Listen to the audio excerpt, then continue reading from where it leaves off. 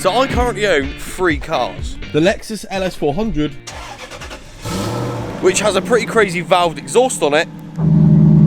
Let's just give it a quick rev. I'm sorry, neighbours. That is bad. That is so loud. And yeah, I've had it a fair few months now, and I haven't really done much to it other than put the exhaust on it and also cover it in Christmas lights. but there is finally going to be content coming on this very soon. But then we have my E36 328i Sport. Which, believe it or not, is actually my daily at the minute. And this is the state of it. Not really a good daily, if I'm honest. But yet again, another project car which I've got a lot more content coming on very soon. And finally, last but not least, my Audi A5, which is arguably probably not the most popular car on the channel. Not many people seem to like this thing. And I don't know why, because this is my absolute workhorse. It does pretty much everything. And it does it very well. I do dump runs in this thing, I tow with it, it gets me to work back and forth every single day. I can take it off-road if I want, I've done that before and it was pretty funny. It even drifts as well. A 4-wheel drive car drifting, yeah. It's pretty mental. But the problem is, because this is my workhorse and my sort of beta, if you like, I've sort of neglected it over the last sort of 6 months or so, and it's starting to show through.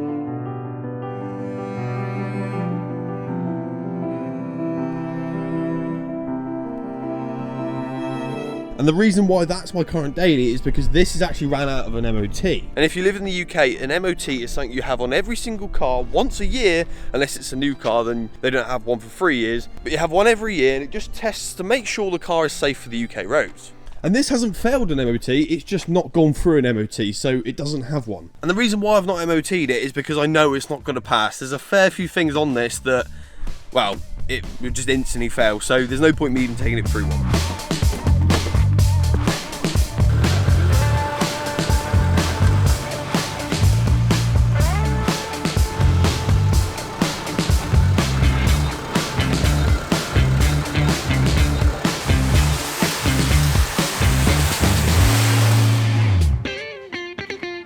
And off the top of my head, these are the parts which should hopefully make this car pass its MOT. So by the end of this video, hopefully this car will be back on the road with a full MOT. But if you do go ahead and enjoy this video, make sure you leave a like, leave a comment, and also subscribe. But without further ado, let's get the car up in the air so we can start the work. Right, so job list for the video. Some of these are MOT essentials and some of them are just things I want to do as well. So first one is coilovers, rear calipers, rear disc and pads, fog lights, fix the screen wash jets because they're a bit weak, a service, and finally a deep clean because it's hanging. And of course the main thing, an MOT. Right, so the ride in the Audi is terrible. Like, it feels every single bump and it's just awful. And when I had a look, when I took the wheels off last time, I realised that some of them are like leaking, which means the shocks aren't shocking. No. What would you say? They're not doing their job. So I thought, I want to lower this thing anyway, so I've got myself some top of the range build sign dampers. Now these are like the new Olins, aren't they, basically? Yeah. Best on the market. So I've got myself some Stance Plus coilovers. Now, I know what you're probably thinking, why are you installing such cheap coilovers on my car? Now this is just a cheap car. I got it for £2,500, which in the grand scheme of things is quite a cheap car. So to put like £1,000 set of coilovers on it is a little bit overkill, especially with all the miles and everything like that. So these were £300 and I reckon they're going to do the job. So I've heard mixed things about these coilovers, but I think it'll be better than what's on the car now. These are ruined.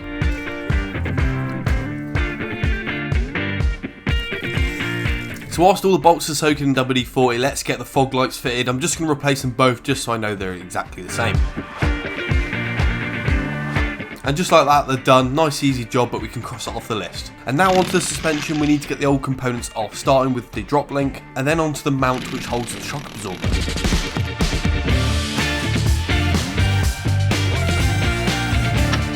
And now we need to remove the arms that connect to the top mount. And I'd highly recommend doing it the way that we're doing it rather than unscrewing the pinch bolt, because that thing is never going to move. And then finally we're going to remove the top mount bolts. And then with a bit of wiggling we can get the strut out.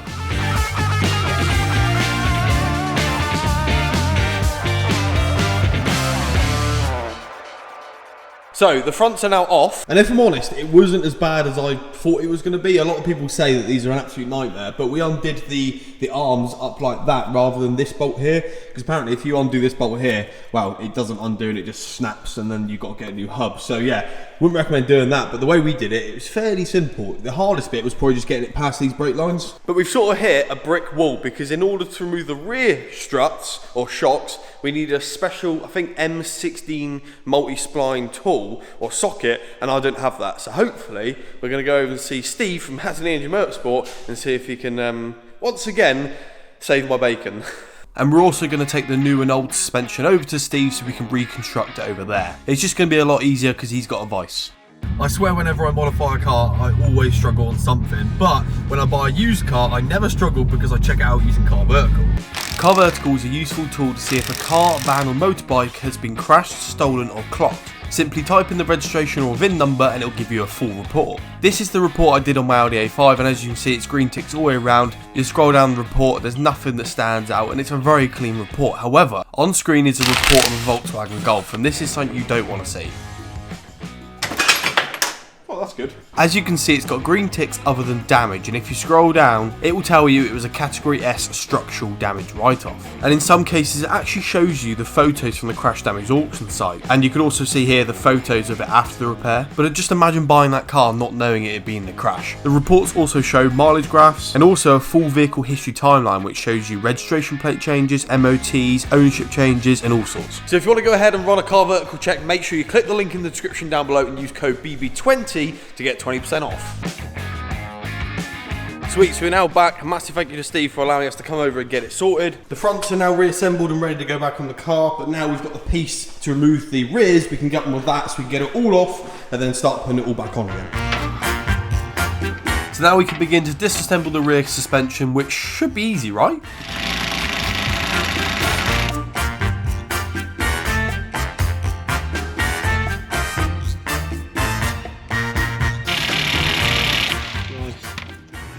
These bolts are not moving. Steve! Genuinely, I feel like we're going to have to go back to Steve's and grab something. That's the main bit we need off. I know. That is literally the main bit we need off. Steve! Can't take your call right now. Oh. Just leave your message after the tone. Definitely ignoring me on purpose.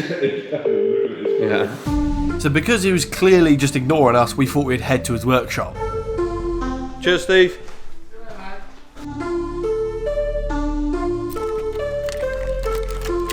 Right, so we're back from Steve's, and I've got a big boy gun. This is like a snap-on 1300 newton meters or something. It's pretty good. So hopefully this will take it off. If it doesn't, just go straight to Copart.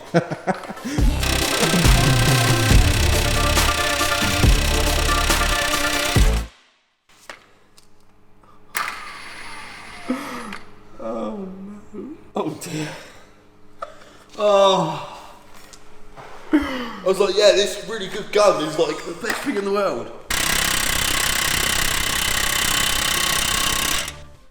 They are on there. Steve was adamant that this gun would take it off, so he brought over a new battery, and guess what happened?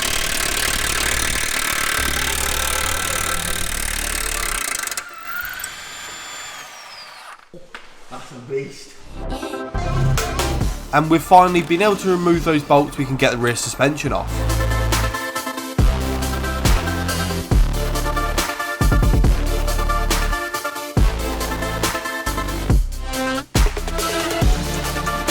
So, a lot of time has passed since the last clip, and I'm very, very dirty.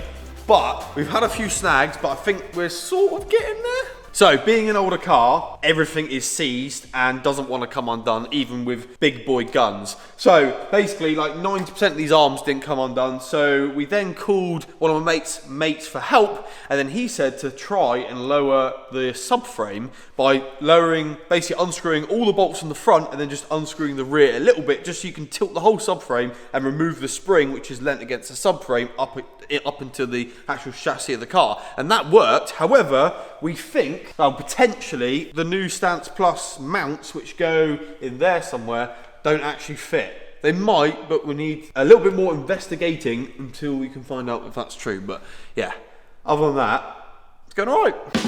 So after a bit of tampering, we managed to work it out. So on most coilovers, the spring height adjustment component goes on the top, whereas that just simply wasn't possible on this. We couldn't find out where it slots in place. So we thought it must need to go at the bottom then, but the problem is this was in the way, this like rubber grommet sort of mounting pad.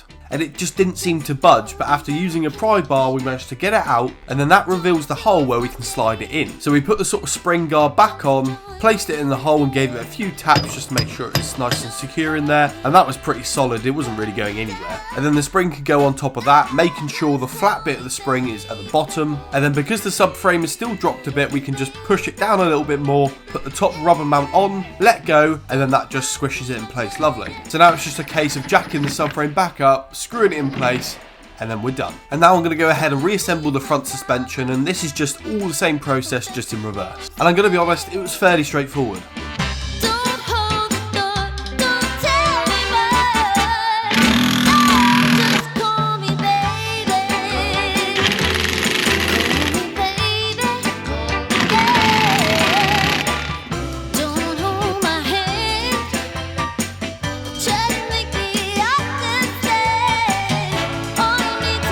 Right, so we've pretty much got to the point where we can't do any more of the suspension. The front's all in and looking really nice, and that's all been tightened up. We've sort of taken a guess as to what sort of ride height we're going for. I think we've sort of gone 30 to 40 mil up on the coilover. So what we're going to have to do is just, when we're all done, lower it, see what it's like. If it's sort of okay, then I need to leave it a week, let it all settle, and then properly adjust it. But we've also got the rear springs in there looking really good.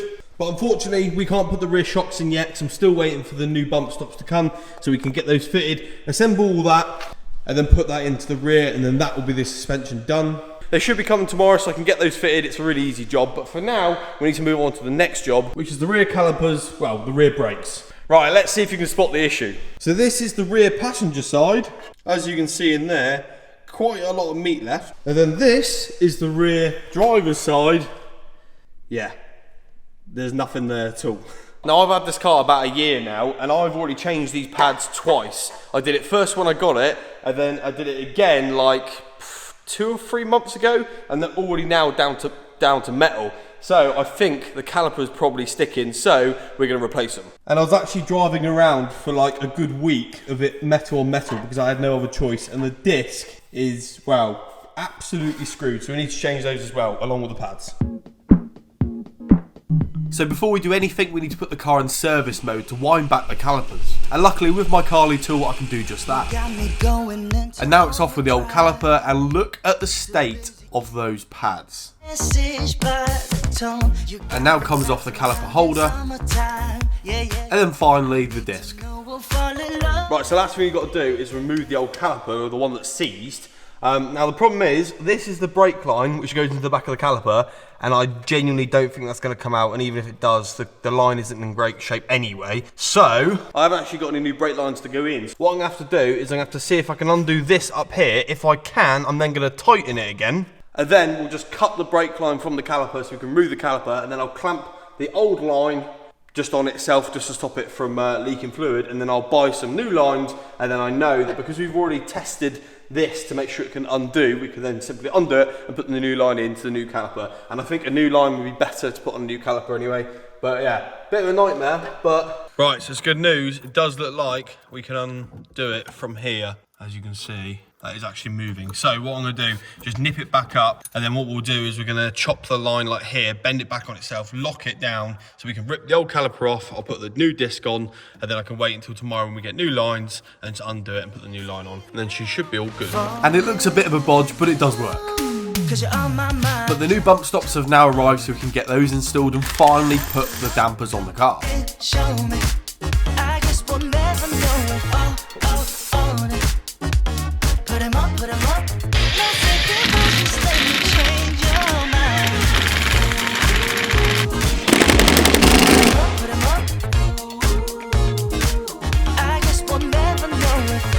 So when I last did the brakes, the guys at MTEC Brakes actually hooked me up with a full set of discs and pads all the way around, but obviously because my rear calipers have seized, I need some more. And the kind guys at MTEC, of course, hooked me up again with this massive banner and also these cool bits down here. So they sent me some pretty cool stickers, so they're gonna have to go somewhere. Some instructions, probably not gonna need those. And then some new rear discs. Look at them bad boys. Lovely job. And also a set of rear pads. And it looks like it comes with new bolts as well, so that's pretty good. So huge thank you to the guys at MTEC Brakes for always supporting the channel, sending me out the banner and also these brakes. Just all the support means a lot, and I'll leave all their information down below. But let's get the new brakes on the car. I'm always ready, so just tell me when to go. Call me up whenever you're feeling low. Stimulate your mind, we can take it slow. You got me going crazy now. Falling into you, 'cause you're on my mind. So finally, the car is done. The suspension's on, the brakes are all on, the new lines, disc pads, everything is now plumbed in, and fingers crossed it holds the fluid. But now we need to actually bleed the system. Now, being an older car, it should, hopefully, fingers crossed, be okay. I don't think we need to plug like a diagnostic tool in or anything like that. We're just going to use this pressure bleeder from Steve. Big shout out to Steve for helping me out once again. But yeah, this should be, well, straightforward. Let's give it a go. So using a pressure bleeder is actually quite a simple yet really effective method of bleeding brakes. So first of all, you need to make sure the reservoir is full of brake fluid and also the pressure bleeder. We're then going to attach the pressure bleeder to the reservoir and make sure it's nice and tight.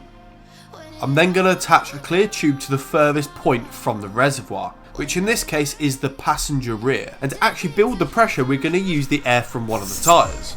And now that's connected, we want to make sure it doesn't explode and is also holding pressure, because we don't want any leaks. And now it's just a simple case of undoing a bleed nipple, and then that pressure will push the fluid through the system to get any air out, and as soon as we see the fluid have no bubbles in it, we know it's all done. And just make sure the reservoir and the pressure bleeder never goes dry on fluid. And now that's done, we can take it out of service mode, put the spacers on, and then finally get the wheels back on.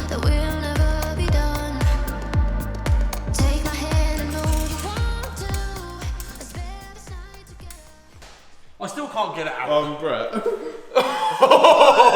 Oh my god! Oh no!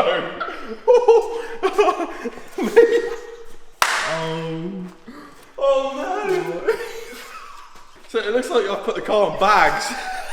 That's not moving. Oh no! That is not good. That's not even as low as it goes. I think they need to go up, mate. You think? I think they need to go up. Never mind, that's... substantial Can amount I of- point out, that's actually sat on the jack, not the floor. It's on the jack. Oh. So the car went back up in the air so we can lift it by another 20 mil.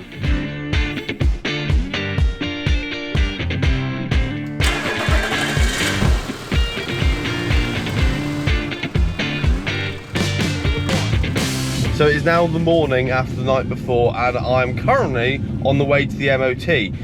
We were working until the early hours of the morning trying to get this car done, so I quickly just fixed the screen wash jets. It just needed a little needle just to unblock it, but now that's all sorted. So we're going to take it to the MOT, hopefully get a pass, and we can go back and finish the rest of the list. Okay, so we've got good news and sort of some bad news as well. And of course, the good news is the car is actually past its MOT. But because the car is so low, it is scraping quite bad. So I need to get it back in the unit and raise it up a little bit.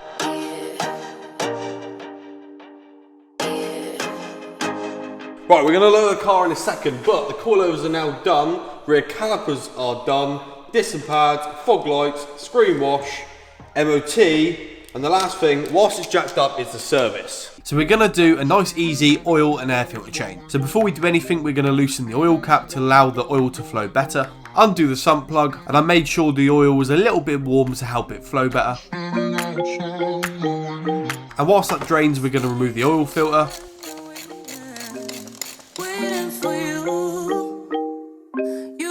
Remove the old O-ring and replace it with a new one.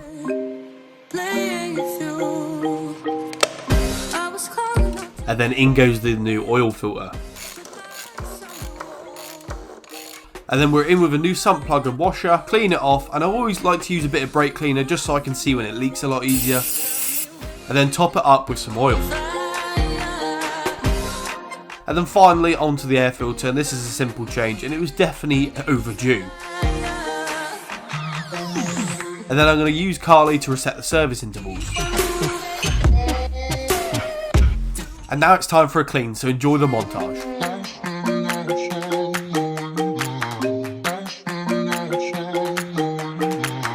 You've been playing my mind lately, turn it around. Once I thought you were mine, baby, we're safe and sound. You got me waiting on fire. You got me waiting, my desire. I follow your heartbeat. Keep on moving to the purpose now, to the ending of the ocean. So there we have it, my workhorse daily is finally back on the road. And it looks so much better now it's lowered. But what I am going to do is let it settle for about a week or so and then do some final adjustments, but it's already looking really good. So if you did go ahead and enjoy today's video, make sure you leave a like, leave a comment, and also subscribe. And also go check out Car Vertical. Massive thank you to those guys for sponsoring the video. But yeah, the daily's finally back on the road, so I can now start working on the BMW and the Lexus for properly. We can finally get working on them properly, and yeah, I'm excited. But anyway, I shall catch you guys very, very soon.